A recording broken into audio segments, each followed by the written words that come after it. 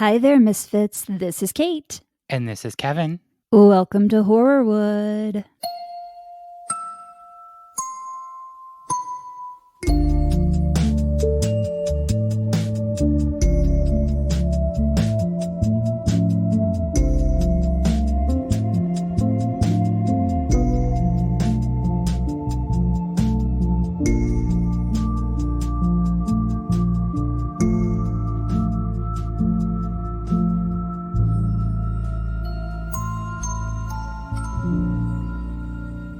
Welcome, Kevin, one of my dearest friends.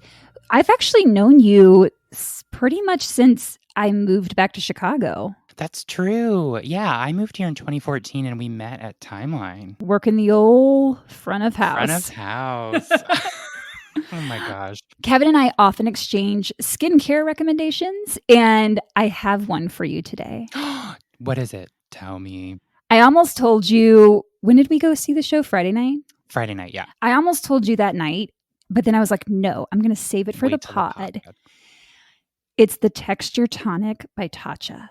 Tatcha. Have you tried it? No, I haven't. I've only done the Tatcha cleansers and moisturizers. So anything else I'm not familiar with. It's kind of pricey, so I waited for it to go on sale and I had a gift card, but it is worth it. I've been using it for like a couple of weeks and it's amazing. Oh, I love that. I'm excited to try it. I actually brought you something. I forgot to give it to you, but so I always order Sephora online. Yeah. And they always give you the option to like add a whole bunch of samples depending on like, how much you spend. And I don't even think do you wear lipstick? Not much. Yeah, I do. But okay, like it's like a nude color. Right. That's what I thought. But I have a Givenchy little like tester lipstick palette. So remind me to give that to you at the end. I will. Exciting. Tatcha. Sephora, do you want to sponsor us? Yes. Oh my God. That would be amazing. Can you imagine? Oh my God. Does anyone want to sponsor us? Please keep this sucker going. Right. Well, it's funny that you're here because before I knew that I was going to ask you to co-host this episode, I put in my notes to give a shout out to our latest Patreon subscriber, which is me. You, Kevin Corbett. I love it. Thank you so much. Oh my God, Kate, of course. I love this podcast. Oh, thank you. And I'm excited to support you. Even though it's at the $2 level, I want to eventually move up to $5. Any amount is appreciated, and I love you for it. Oh. Yeah, as Kevin just mentioned, we do have that new level. It's the Accomplice level, and it's just $2 on our Patreon, patreon.com/horrorwoodpodcast. Or if you want like all the bonus episodes, which I'm working on a fairly big one for this week. Hopefully I can get it out this week. I'm trying my best, my dear Patronians, but it's going to be a good one. I think. And if you want those bonus episodes, you can join the Misfit Murderino category. So yeah, shout out to all of the Patronians out there. And while we're speaking, I do want to just like give a little, it's not a plug because that's not what it is. But if you have a spooky story or just something you want to share, send it to us. Give us an email, or send us an email, I should say, at horrorwoodpodcast@gmail.com, because I'm going to read it. And I'm going to read it on the air. Kate, you're doing spooky stories now? That's exciting. Like patron spooky stories? All of our listeners' spooky stories. Okay. But you got to send them to us so that I can read them. And speaking of a little spook, that's what this episode is today. Spooky. I didn't want to go super heavy because the last couple ones have been pretty rough, and I just needed something lighter. There's a lot of heaviness in the world and on this podcast, and so I wanted to do something a little more fun, a little light. As light as a ghost. Ooh, I like that. Ooh. So I've got a haunted hospital for you. That is exciting. And Kate, you know what I love even more than true crime is a ghost story. So I am ready for this. And I will be writing you because I have a couple stories from my past when I was a kid. I lived in this like really old haunted Victorian house in West Virginia. Ooh. And it was insanely scary. And my parents were super angry because I would not leave their bedroom at night because it was just too scary. And you were like 17. Yeah, this was 2 years ago. Yeah, and then there was a ghost cat at my grandma's. Anyway, I'll write you A about this. ghost cat? A ghost Kevin, cat. you have to send that. I will. Oh I my will, for goodness. sure. Speaking of cats, there's one in this episode as well. A ghost cat or just a regular alive? You know what? Debatable. Debatable. Okay. I love it. Today we are talking about the Linda Vista Community Hospital. It was considered one of the most haunted places in America. It's rumored that Richard Ramirez, aka the Night Stalker, stayed in a room there before he was caught and drew a bunch of satanic imagery on the walls. Ew, stop it. He's horrific. He is very horrific. We're going to cover him at some point. Okay. That Netflix documentary about him that came out, I think like a year or so ago. Have you watched it? It is so good. Yeah, I watched it. Ugh. Yeah, it is. He's not, but the documentary is. Oh my God, no. Ew, those teeth haunt my dreams. Oh. No. There's also a rumor that patients at this hospital were mistreated there, Oh my God. leading to their deaths and then used for medical experiments. No, this is like House on Haunted Hill type shit. Now, those are rumors. I can't verify them, but it does add to the hospital's creepy history. Located in the Boyle Heights neighborhood of Los Angeles, the Linda Vista Community Hospital began as the Santa Fe Coastlines Hospital in the way back days of the early 1900s, opening its doors in either 1904, 1905, 1907, or 1909. One of those. Almost every source I checked listed a different year, but the most common one was 1905. So let's just say it opened in 1905. That sounds good. The hospital was built to provide medical care for employees of the Santa Fe Railroad. I didn't realize this, but railroads were one of the first industries to provide health care for their employees. I mean, it makes sense. Oh my God. That's insane. And Yeah. now considering like everything that's happening, they're like the most hated, with all the spills in Ohio and everything. Truth. That's crazy. But they built the hospital specifically for railroad For their employees, yeah. employees. Oh my gosh. Wow. Hospitals and doctors that were associated with railroads essentially helped develop the concept of prepaid healthcare and industrial medicine. That's insane.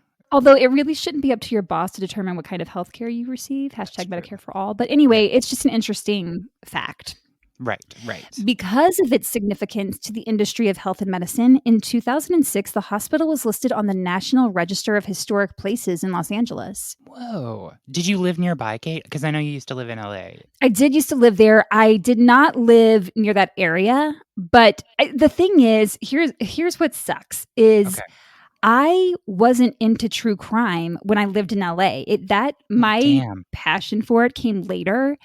And now I'm like, damn it, everything is haunted there. Why didn't I know? Literally everything. Like, I'm dying to go to the Cecil Hotel. Well, I mean, it's not the Cecil anymore, but yeah. No, yeah. We should plan a trip. I say this to everyone, like, let's plan a trip to LA. I would love to. Honestly, Everybody. like, that's one city I've never been to, and I would love to. I thought you had for some reason. No, I've never been to LA. I'm ready to go, though. Oh, my goodness. Yeah, we need to take all the haunted tours and go to all the places. Originally, this hospital was just one building, and on the grounds of the hospital, they also kept dairy cows, chickens, and a vegetable garden so that patients could have fresh milk and eggs and vegetables. Isn't that cool? That sounds like a dream. Right? Can you imagine? Like, I would love to go to this hospital. Just wake up in the morning, like, go pick some vegetables, say hi to the cows. Yeah. Oh my god. Like, if a patient was like, "I'm thirsty," the nurse would be like, "Oh, hang tight, I'm gonna go milk a cow real quick." Let me get you some fresh milk. Oh, whole milk. You would love that. I do love whole milk, but my doctor said I can't have it anymore. I know, I was just remembering that. It Oh, makes me sad. I'm sorry to bring it up. Back in the early 1900s, the hospital really flourished, as did the surrounding neighborhood of Boyle Heights. The area saw a huge influx of immigrants, primarily due to racism and xenophobia in Los Angeles. There were a lot of neighborhoods that were not open to people of color or people from other countries, which is really fucking shitty. But the motto for Boyle Heights was "We welcome all." So, with its proximity to downtown and the accessibility of the railroad, Boyle Heights became home to a number of ethnic and religious groups, and the area was thriving. That's amazing. Were the immigrants, like, mainly employed by the railroad? Because I feel like that would be, like, a main source of Not necessarily. Okay. Some, but not necessarily. And this hospital wasn't just for railroad employees. I mean, that certainly was their Right, largest patient base, right. but everyone went there. It was like the hospital. Sure. Some notable people that have lived in Boyle Heights include gangster Mickey Cohen. He lived there as a kid. He just came up in our Viper Room episode, actually. Oh, I remember that. That was a good episode. Thanks. Actor Anthony Quinn, Olympian Lillian Copeland, and rapper-producer Will.i.am from the Black Eyed Peas. Black Eyed Peas. He was born in Boyle Heights. Excellent. Yeah. As the neighborhood expanded, so did the hospital. In the 1920s and 30s, the building went through several phases of construction, turning it into a full-fledged campus. There was a dormitory to house the nurses in training, a building used for mental services. They added kitchens, dining areas, a boiler room, laundry, which makes me wonder, like, did they not do laundry before that? I guess they had to do it like outside, like in the olden days in a bucket.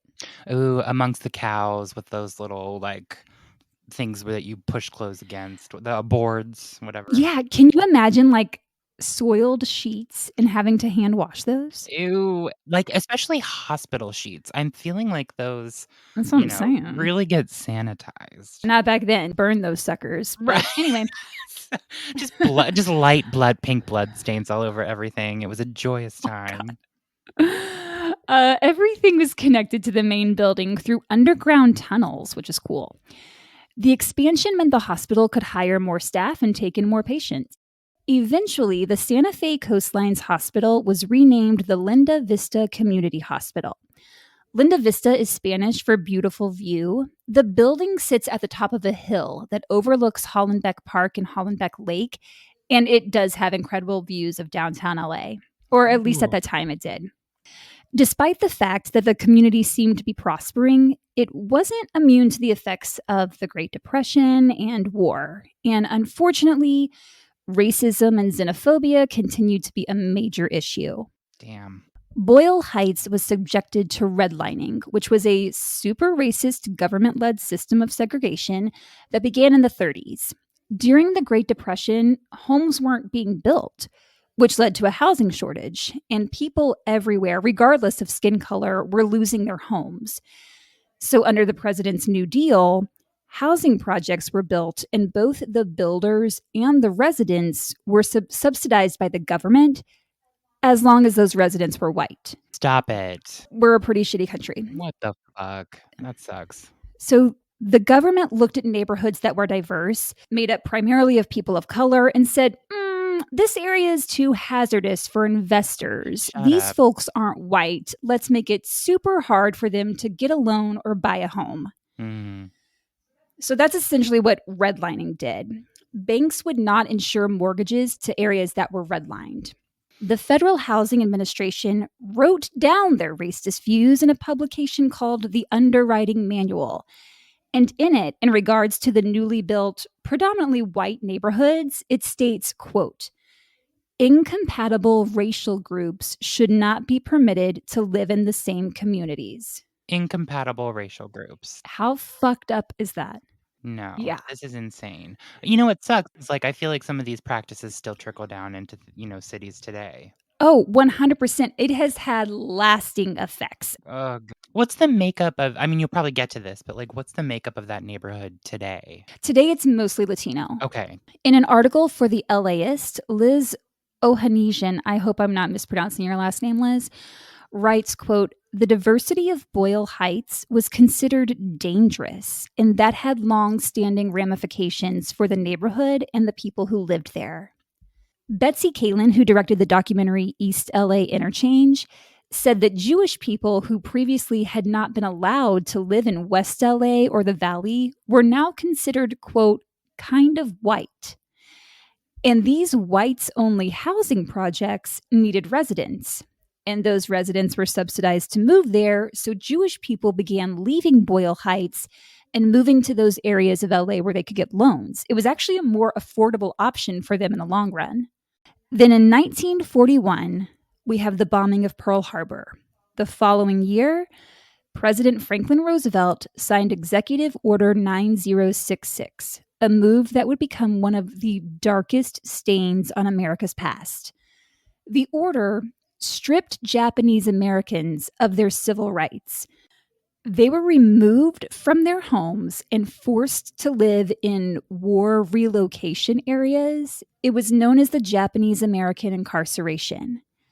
So these completely innocent people who had never committed a crime, the majority of whom were born right here in the US and were contributing to society, creating businesses, creating jobs, they were forced to live in overcrowded areas surrounded by barbed wire fencing and armed guards.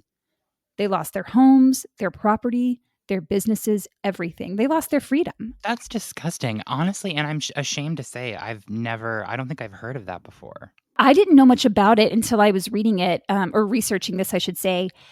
It's devastating. And, it's funny I mean, it's not funny at all, but, I mean, I feel like a lot of those viewpoints still trickle down to, I don't know, the boomer generation because I took a trip to Hawaii and went to Pearl Harbor, with my mom and, Mm. like, a bunch of her friends who were teachers, and they were this is kinda not my mom, but, there were people there who were upset that, like, there were Japanese people there as well Ugh. because they thought, like, "Why are they here? Like, they did this, blah, blah, blah," and it's like, "No, No. it's a historical event, it's not like they have anything to do with it now," like, I don't it's so Right. crazy how people, like, can't change their viewpoints. This country has a lot to reckon with. Boyle Heights, as well as many other neighborhoods, suffered tremendously from this because it had been home to a large Japanese community, so the order left a devastating effect. And then came the freeways. First came the San Bernardino Freeway in 1943. Residents of Boyle Heights protested its construction because it really tore up the neighborhood. They have to make room for a freeway, which means some homes and businesses are going to have to go. But because this was a low income area and it didn't have major government representation, the community was powerless. And once a freeway goes up, the area is less pedestrian friendly, pollution increases, property values go down, because no one wants to look out their window at a freeway. Following the San Bernardino Freeway came 4 more freeways over the course of 35 years, Oh my god. taking up 12% of Boyle Heights land and displacing approximately 15,000 people. Oh. It was actually even a way to segregate areas even more Oh, right. because it really then separated diverse communities from the white Yeah. communities. So it had lasting effects. One of those freeways, the Golden State Freeway or I-5, was constructed to run right through Hollenbeck Park. Where these freeways all intertwine is known as the East LA Interchange, hence the name of that documentary that I mentioned. Mhm. And the interchange is located in Boyle Heights. Mm. It is the largest and busiest interchange in the entire country. Whoa. The environmental hazard, the noise and pollution this has caused has been detrimental. I can imagine. By the 1970s, railroad workers, that's hard to say, railroad workers, Right, right, right. Railroad workers started leaving these railroad hospitals and using more conventional insurance policies, which Sure. put them at other medical facilities for care. The Linda Vista Community Hospital's funding was decreased because the government just had no interest in investing in this area. And according to a California health law news report, the hospital was forced to cut expenses by limiting their services. That's never good when a No. hospital is forced to cut services. Yikes.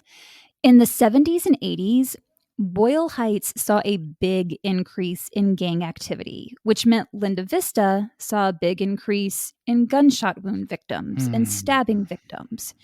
And a lot of these patients didn't have insurance, which put an even greater strain on the hospital's finances. To try to make some money, the hospital began allowing productions to come in and film. A TV show called House Calls shot there, the 1985 movie To Live and Die in LA filmed a scene there. A 1987 movie called Fatal Beauty starring Whoopi Goldberg and Sam Elliott shot there, along with a couple of others. But despite their efforts, the TV and film industry didn't bring in enough money to enable the hospital to thrive as it once had. The quality of care was really going down, and the number of people dying at this hospital was going up. Rumors spread that patients were being mistreated or neglected as a result of lack of funding, but the victims of gang violence played a large part in the hospital's mortality rate. A lot of the doctors and nurses at Linda Vista left to go to other hospitals that were in more affluent parts of the city. The hospital was overwhelmed, and in 1989, it was forced to close its emergency department. What? So if you were having a heart attack and you called an ambulance, it couldn't take you to Linda Vista, even if that's where you got all your other medical care. A hospital without an ER is hardly a hospital. Right. I mean, what's it good for? Exactly. Especially when you're in this area that's known for gang violence and you need these, Right. awful. You need these services. Right. So in 1991, Linda Vista closed its doors for good. A lot of the medical equipment was auctioned off, but a lot of it remained, as well as patient records. HIPAA wasn't enacted until 5 years later, so all these patient records were just everywhere. Oh, no. Although the building had closed, it was still used quite a bit for filming. A few of the movies that shot there are Addams Family Values, Outbreak, LA Confidential, The Longest Yard with Adam Sandler, Insidious Chapters 2 and 3. Oh my God. I knew you were going to like that. I'm obsessed with them. And the second one is so good. That's so good. I knew you were going to like that. Some of the TV shows, why is my inflection is weird today? I'm like, the TV shows. Some of the shows, some of the TV shows include the pilot episode of ER, Buffy the Vampire Slayer, Dexter, True Blood, Young Sheldon, randomly. Oh, okay. That's an interesting one. And it's been the setting for a bunch of music videos too. Duran Duran's Falling Down, Fall Out Boy's Where Did the Party Go, Foo Fighters' Best of You, Paramore's Monster, The Lumineers' Ho Hey, 9 Inch Nails' Closer. I'm obviously not going to read the entire list, but the building did get sort of a second life once the hospital closed. Britney Spears and Madonna, Me Against the Music, when they're just like going through that broken down maze. I imagine that's like in an old hospital. It could very well be, but it wasn't this one. Damn. Missed opportunity. Indeed. Britney. We got to get back there. Some might say that there are folks at the hospital who haven't fully left this life. Oh, of course they aren't. They haven't. Because the Linda Vista Community Hospital is haunted as fuck. Haunted AF. Production crews and building security have reported some pretty strange phenomena over the years. Shadows that seem to dart or glide along the walls, unexplained humming, crying. I mean, it makes sense because hospitals see a lot of death. That's a lot of energy. For sure. What year did it close? 1991. 1991. Okay. And then it just kind of is vacant. And for a while. Do you know who owns it? Is it still like the state? Well, it was bought out by a developer and it's now something else. Oh, okay. But for a while, it was just chilling as this abandoned place that was, it had a property manager that I'll talk about later. Okay. Gotcha. So that productions could come in. But And film there. yeah, for many years it was just sitting there. Ooh, I love an old building just sitting vacant. Wait until you see the pictures. Oh my gosh, I'm excited. There are 3 main spirits that have been cited on multiple occasions. A little girl in a surgical room. There's always a little creepy kid. But you know what? She doesn't seem creepy. Oh, really? Yeah. There's a woman that walks up and down the hallway on the 3rd floor, and an orderly making his daily rounds. Is there a woman in white anywhere? I always feel like there's a woman in white. She could very well be wearing white. I bet she is. She's wearing white. We've settled that. There's also a piece of lore floating around out there that a doctor was murdered by gang members when they brought in one of their own who had been shot by a rival gang.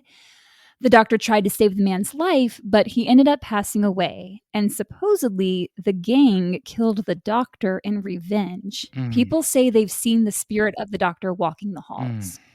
That's awful. So when I was researching for this episode, I was like, I'm sure Ghost Adventures did an episode on this. And they did. Zach Baggins, that's Ghost Adventures, right? Yep. They did a lockdown episode. I believe it was in 2009. So as Zach is walking through the place, he points out all the patient records because they're everywhere, which is crazy, and all the old medical equipment. And at one point, he goes down to the boiler room and he pulls out this metal drawer. And for reasons that I'll never understand, he sticks his hand down into it. What? And he's like, look at all this dust. And he's kind of sifting through it. And then he goes, that looks like a bone fragment. No. This was human ash, my friends. No. Yes. When the death rate started going up and up toward the end of the hospital's run, the staff was overwhelmed. It was 2 things, really. The staff was overwhelmed, and a lot of the gang members that died didn't have identification. So they came in as John and Jane Does. The hospital didn't know what to do with all the bodies, so they just burned hauled them down and cremated them. Oh my God. And then they discard the ash. To think, although apparently they missed some of the ash. Oh yeah, I can imagine. I mean, to think that like you go to the hospital and you die there and then nobody knows what happened to you. That is terrifying. Like there has to be so many cases of that. And they don't have any, I mean, all those records are down there, but like obviously if they don't have identification, they're not keeping any records or they don't have time to. Right. That's insane. So I'm sitting on my couch watching the show. I'm jotting down some notes. And then I see a girl I know on there. And I'm like, what is Lindley doing on Ghost Adventures? That's amazing. And she's chatting with Zach Bagans, the host, about an experience she had at the hospital. So I immediately message her and I'm like, excuse me, you were on Ghost Adventures? And the first thing I asked was all that legit? Because I had to know if some of that stuff is staged for the cameras or whatever. And she said, yes, it was all true. And I was like, tell me everything. That's fantastic. So it turns out she was part of a ghost hunting crew in LA. I had no idea. She and I worked on a show together when I lived out there. So then I had her tell me all about the experience she had when she went to that hospital. And she sent it in an audio message. So I'm going to play it for you. Let me cue it up here. This is so exciting. It's probably easier for me to tell you this now by using voice text because talk to text is really hard. So anyway, that was literally my very first hunt. And there used to be a security guard there. I wish I remember his name, but I don't. I want to say something like Francis, but I can't remember. Anyway, he would let you in to do paranormal investigations. And so I went with a team of 20, and it was a professional ghost hunting team at the time called FISH, the Forensic Investigations of Southern California Hauntings. And it was all former security guards and Army vets and policemen and things like that. So they took a very logical approach to investigating. So anyway, we went in, and since there are 2 buildings, we separated into teams of 5. And my team took the upstairs of the building when you walk in that's on the left-hand side, or sorry, the right-hand side. And people call that like the mental asylum, but I never found anything that would suggest that was actually a mental asylum.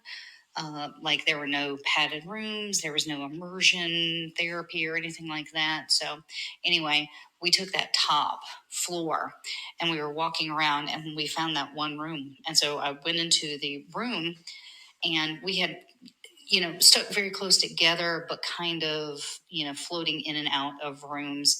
And so I thought my friend John had walked into this one room. So I walked in, I saw him in the corner and I went to go ask him a question and he answered me from outside the hallway. So I turned around and all of a sudden I got just shoved out the door. And so I felt like an itching and burning on my back. And so I lifted my shirt up. John looked at my back and there were these scratch marks down it. It was really hot and they took a photo of it. And from that point on, other investigators have gone into that room, and any girl that looks like me or vaguely looks like me has had something happen to them, or they've been yelled at by something, etc., etc.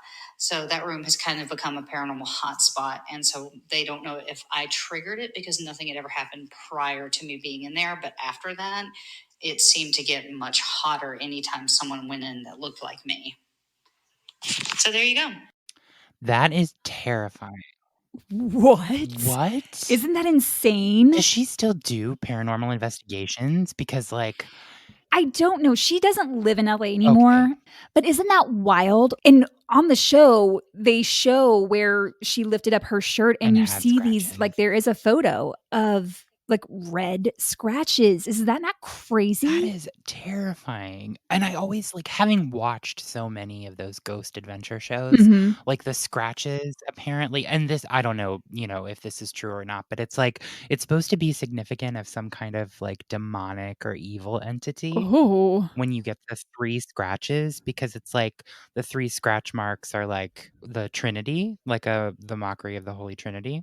Oh, I have never heard that. I forget where I'd heard that recently, and I could be completely wrong. No, I'm gonna say you're right. I'm gonna go with that. Yeah, it's supposed to be representative, like, an evil spirits, and if she can wake them up, oh, shit. Get her into some more haunted places. Right? I mean, with protection, like, she needs, protection, but Yeah. Go ahead. That room that she's talking about, it's room 323. It became known as one of the most active locations in the hospital, and visitors were frequently instructed not to provoke or antagonize the spirits in there.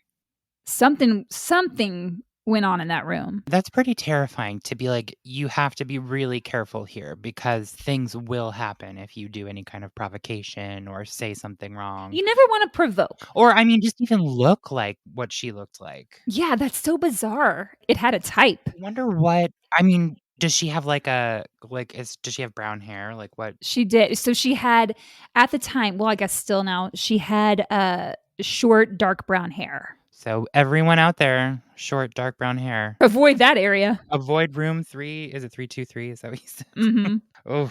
Thank you so much, Lindley, for sharing that, because that is wild. That's insane. I want to hear more of her stories. I know. I'm sure she has more. Lindley, if you have more, I'm telling you right now, girl, you've got to send them to me. Lindley, get on that, please. I want to hear more. She mentioned a security guard, Francis. That is his name, Francis Corticas. He actually managed the property for several years, and he told the LA Times back in 2010 that he saw a lot of strange things he couldn't explain. He saw water in a scrub sink, like when surgeons are scrubbing in. Those sinks are generally controlled, at least these were, by a foot lever. He saw the water turn on by itself and then turn off by itself. I mean, that doesn't just happen. That's a ghost right there. That's a ghost. And then occasionally he would feel a child's hand grab onto his own when no one was there. Aww. He said it felt like his daughter's hand. Oh, that's actually really sad. So I think it was that little girl from the surgical room. Yeah. Because I feel like she's just like, oh, can you help me? Right. Like, where am I going? I feel like it's that. Once the hospital closed, the building went through a number of different owners, and one of them suggested that they develop the land, but then someone from the community stepped in because she didn't want to see the building get torn down. So she managed to get the building registered as a historic place in 2006. Good for her. Well, Francis said that move kind of trapped the property for a while because developers didn't want to go into a place that had a bunch of restrictions because there's only so much you can do if a building is listed as historic. That's true. There's a lot of hoop jumping to try to, make it look nicer or turn it into something else. He also said that the location is not earthquake safe. Don't know if they've fixed that, but that's a thing. So Francis is really credited with marketing the place as a great location for film shoots. And when crews would come in, they'd do their thing, probably have a ghost encounter or two. And when they leave, they would just leave their crap behind that they had used as props or set dressing, like cages, church pews, jars with fake organs. So Francis was like, maybe I can make this place even more appealing to productions by creating the set for them. So he brought in gurneys, autopsy tables, incubators, all kinds of stuff that he thought productions might want to use. That's a really good move. Yeah, I mean, it's smart. You could make so much money off of that if you turned it into like a haunted house type situation. You absolutely could. I feel like a lot of people with these big, like these, really old, abandoned, haunted places like prisons, hospitals, asylums, what have you, eventually turn them into like a haunted attraction. Yeah, groups did go in to do tours of this place. It just wasn't, that wasn't a lot of income right there. Despite Francis's efforts and the money from productions, the building was still falling into disrepair. There was mold, there were rats, random water in places where no leaks or faucets or pipes are present. The walls were lined with asbestos. There's lead. That's the real horror of this story. Right? Oh my God. When you see the pictures, I'm telling you, it's so creepy and gross. There were tubs that had years of dirt and who knows what else caked onto them. No. Yeah. Stop it. I won't stop it. Health hazard.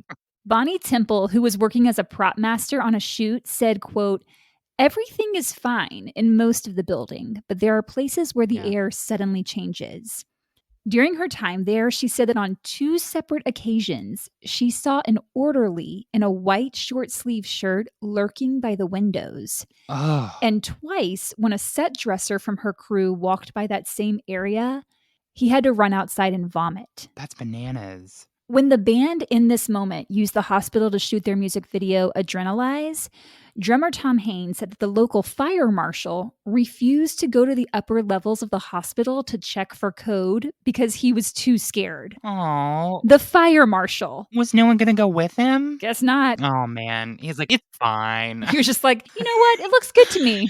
Oh, it's a bad sign when even safety isn't the top priority for yeah, he's like, don't light any matches. Okay, bye. I like in this moment. I think they're a heavy metal band. I think so. I don't know anything about them, and I didn't realize you did, so I'm glad that you do. Yeah, they're good. Check them out. Nice. I found this radio show called West of the Rockies. It's hosted by a guy named Frank. Could not find his last name. Just Frank. If I do, I'll let you know. Okay. Sorry about that, Frank. But back in 2011, Frank visited the hospital with a group of investigators from the Boyle Heights Paranormal Project. And Frank had never done anything like that before. He was a total newbie. I think he was a skeptic going in. And the investigators brought in all the equipment, the spirit boxes, the EMF meters, the EVP recorders, all the things you need to try to connect with spirits. So Frank tells this story on a show about how they were all in a room and someone asked the spirit box, "Can you tell us who's here? Like, do you know our names? Who is here?" And they heard loud and clear, "Frank." And it said multiple times. It was like, "Frank, Frank." So already that's wild. Oh. But then later, Frank starts to notice these lights, seemingly from nowhere, because there were no windows where they were. There were no lights. But he's seeing these lights, and they start to focus on the wall. And then they start to swirl. Sir, that is a portal that you are about to open. Back away from the portal. Leave the room calmly. Don't look behind you. And that's a really common one. People often say that there are lights that they see when there are no windows, no electricity, like these lights suddenly come in and start bouncing around. That's strange. I wonder what that is.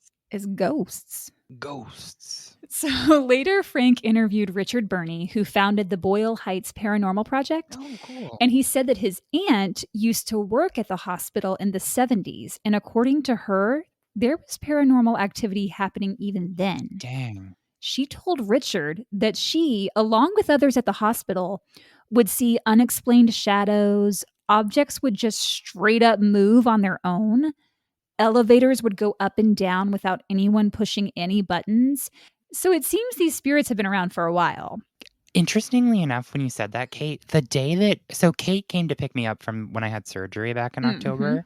And when you were outside waiting for me and I was coming down in the elevator, the guy who was pushing me in the wheelchair, like we got in the elevator and it started to go down, but it kept going down and opening on like empty floors. Oh. And he was like, this is weird because this floor isn't used. Like there's nobody on this floor. So I don't know why the doors would open. Oh, geez. Why isn't that floor used? Is it because it's ghosts? I don't know. I think he said it was some kind of like a storage, like where they keep a bunch of different stuff. But yeah, he was like, people don't really come down here. Spooky. Anyway, sorry, continue. Hospitals are haunted because Yeah. I mean, think about it. It's a lot of death. The most common EVPs or electronic voice phenomena that ghost hunters have gotten from there are a man growling, like a low, rude growl, Ew. a heavy sigh that's like, I wonder if it's the person who's annoyed with the guy growling. Like I think it's someone annoyed with all the ghost hunters in there. Right. I think they're probably like, ugh, these people again. Oh, Christ. Get out. And the other common one is a little girl laughing and singing. No. What song is she singing? I don't know. That's a great question. It's like Whitney Houston or something. And that would be amazing. Sorry. I can't speak. Jesus Mena, who was a retired security guard, started to show up at the hospital every day and work with Francis at the building. He did not have a title. He wasn't paid. This was not his job. He just liked being there, I guess. And he would sweep the floors. He'd watch TV in the nurses' dorm. He liked building things in the wood shop. And he liked hanging out with the building's stray cat that he named Benji. Some people like to go on cruises. Jesus likes to hang out at a haunted hospital. And some people like to hang out at haunted hospitals and clean them. I mean, you do you. Right. Unfortunately, the building's reputation made it a popular site for break-ins and vandalism. Yeah. And Jesus and Francis would have to board up the broken doors and windows all the time from all the break-ins. They'd have to fix padlocks because people would just like break those. And one time, a group of young men broke in, and Jesus said, "Hey, what are you doing here?" And then these assholes chased him down the hallway and beat him up pretty seriously. They busted his head open, and then they just left him there as he cried out in pain. That's disgusting. And like, what the fuck are you doing there? Right. Are they using it to like go and, I don't know, do drugs? Is it some kind of like gang initiation? Like, I think there was a insane. lot of that kind of stuff happening, actually. Oh, okay. Another group of boys set the lobby on fire. A group of teenage girls broke in, quote, to mutilate themselves as part of a blood ritual. That was a quote from the LA Times. What? What the fuck? That's horrific. Yeah, crazy. But if you're thinking of conducting your own little paranormal investigation at Linda Vista, you can't. No. Because a developer bought it and in 2015 turned it into affordable housing for senior citizens. I'm sorry to laugh at that, but if it's going to be anything, that's probably like the best thing to happen. But also it's like you're just going to feed it more ghosts. Okay, so this came up in one of our earlier episodes. I think it was for the Knickerbocker Hotel, which turned into residence for seniors. And I'm like, that seems like a choice. Yeah, and I mean, like, awful. Like, you want to spend your end of life with people from the afterlife? I don't think so. Come on, let's treat our elderly better in this country. Let's do that. Don't stick them in haunted asylums. What the It's a decision. And it was no easy feat because there were so many restrictions as to what they could do since Right. it's on that historic register. And there was so much lead and asbestos that they had to remove, not to mention everything else that needed to be cleaned up. So it was a big undertaking. I was going to say that had to be like crazy expensive. Yeah. And it was like a private developer, right? It Mhm. wasn't like a state. Okay. Yeah, Yeah. Because why would the state put any more money into it? exactly. The state didn't care. In 2021, a nurse by the name of Ersilia Pompilio, I love that name. I do too, I love her name, went to the building. It had already been renovated at this point, but she was curious to see if she could pick up on anything. Yeah. So she asked one of the security guards if he thought the place was haunted. He said, quote, "It's my first day, but my coworkers have told me stories. One of them saw several dead bodies lying in piles in the basement during his late night rounds. Ugh. Another said he saw a doctor looking down at him from one of the windows. Some of the new tenants have reported the lingering stench of burning flesh in the halls." That's awful. And it could also be the crappy food they're making in the cafeteria for them. There is that. But they did cremate a lot of bodies. Oh, that too. And the morgue was right underneath the dining room of the hospital. No. Yes. Bad location. Right? Seems like there were some interesting design choices that went into that. Well, I guess that's where the gas pipes are.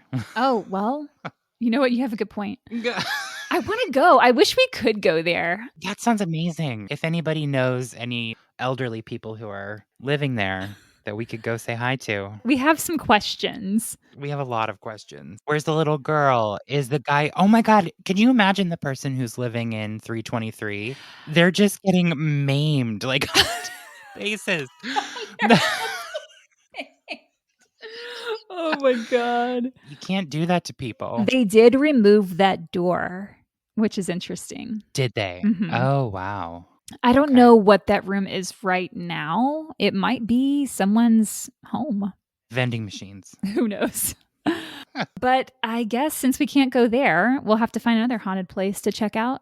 We still need to do the tour. I know we keep talking about this, but like we've got to do the Chicago ghost tour. Yes, we do. And we should tape ourselves doing it and post it on this. Investigation. Yes. I need to get myself some equipment. I was going to say, I want to do I want to go on a ghost Yeah. hunt. I think that would be a lot of fun. That would be fun.